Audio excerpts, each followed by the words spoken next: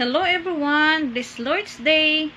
Today is August 17, 2025. Ako nga pala si Lia Consulta, member ng Team Jesus International Ministries. Today ay magbabahagi ako sa inyo ng isang Bible verse na angkop sa aking testimony. Ito ay nagmumula sa awit 121 verse 1 to 2. Ang sabi dito, doon sa mga burol, ako'y napatingin. Saklolo sa akin saan nanggagaling. Ang hangad kong tulong, saan nagmumula. Sa Diyos na may gawa ng langit at lupa. So, ayan mga kapatid, malinaw dyan. Saan nagmumula ang tulong na napupunta sa atin, na natatanggap natin? Galing ba dun sa tao na nagbigay?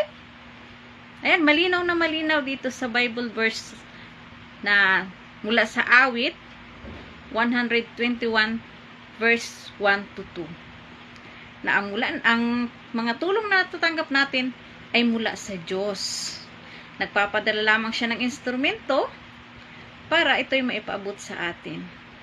So, meron akong testimony mga kapatid. Way back, July 8, 2007. So, manganganak ako nun sa aking pangalawang anak. That time, walang trabaho ang asawa ko. Ilang buwan siyang walang trabaho. Kaya, kahit pa-check up, hindi man lang ako nakapagpa-check up. Kasi nga, wala kaming pera. Kahit mga gamit ni baby, wala kaming pambiling gamit ng bata. Ang tanging hawak lang namin ay yung pirang 500 na hiniram niya pa sa kapatid niya para may maibigay kami dun sa kumadrona pagkatapos kong panganak. Yung sobrang hirap ng buhay namin noon. 2 AM ng July 8, nag-labor na ako. Sumakit na yung tiyan ko. So, dahil madaling araw, madilim pa, inantay pa namin mag-umaga para puntahan ng asawa ko yung kumadrona. So, wala kaming kuryente. Gasira lang yung gamit namin kasi dun sa lugar na yun, kailangan may submeter ka tsaka wire para makabitan ka ng ilaw. Dahil bihira lang ang may kontador doon. So, nahirapan ako sa panganganak mga kapatid. Diba, naglibor ako ng 2 AM, alas 9 na, hindi pa rin siya lumalabas. Sobrang sakit na ng tiyan ko, hirap na ako. Pero wala kaming magawa dahil wala naman kaming pirang pampahospital.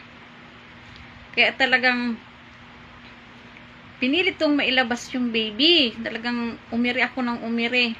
At sa awa naman ng Diyos, nailabas ko. Yun nga lang po, nakakalungkot. Yung baby wala ng buhay. Patay nung lumabas yung aking anak, hindi man lang namin alam kung bakit, anong nangyari sa kanya, dahil hindi naman ako nakakapagpa-check up dahil wala nga kaming pera. Tapos ito na, nailabas ko na nga si baby. Ang problema na naman, wala siyang buhay. So, paano namin siya maipapalibing? So, alam niyo ba yung mga kapatid, yung nag-uusap yung mga mata namin mag-asawa na saan tayo kukuha ng pera, yung ganon. No, walang-wala talaga. Meron naman kaming mga kamag-anak doon, pero wala naman sila ding pera na maipapahiram sa amin. Pero napakabuti ng Diyos mga kapatid, dahil merong isang taga doon na matanda na nag-offer ng tulong.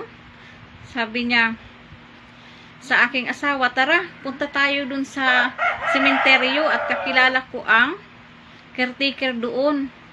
Makiusap tayo na baka pwede tayong makilibing at kung makaluwag-luwag na kayo, sa kanyo na lang ayusin. So ngayon, nakiusap sila doon, nagdasal ako na sana pumayag yung caretaker. At praise God, pumayag ang caretaker. So ang ginawa namin, inayos namin si baby, nilagay namin sa maliit na karton. Lagyan ng plastic sa ibabaw para hindi agad siya mabasa. Dinbit-bit na ng asawa ko, tsaka kasama yung kapatid niya sa jeep. Hindi lang sila nagsabi na baby yung laman nun kasi hindi sila papasakayin. So, ganun mga kapatid, at iraos din na ilibing din namin si Bibi dun sa sementeryo. Napakabuti ng Diyos. Nung time na yun, talagang hopeless na kaming mag-asawa. Hindi namin alam kung anong gagawin namin. Pero dahil sa kabutihan ni Panginoong Hesus, nagpadala siya ng instrumento. So that time, tinatanong ko talaga na utang na loob yun dun sa tumulong sa amin. Pero yung pala ngayon na-amaze ako, si Panginoong Hesus pala ang nagpadala ng tulong. Siya pala ang nagpadala ng instrumento na yun para matulungan kami. Dahil darating ang araw na ito na maititestify ko ang kanyang kabutihan sa buhay naming mag-asawa. Diba? Napakabuti ng Diyos.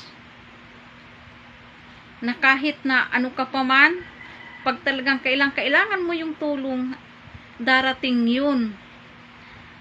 Kaya sa bawat tulong na matatanggap natin, walang ibang nagbigay dyan kundi si Panginoong Hesus.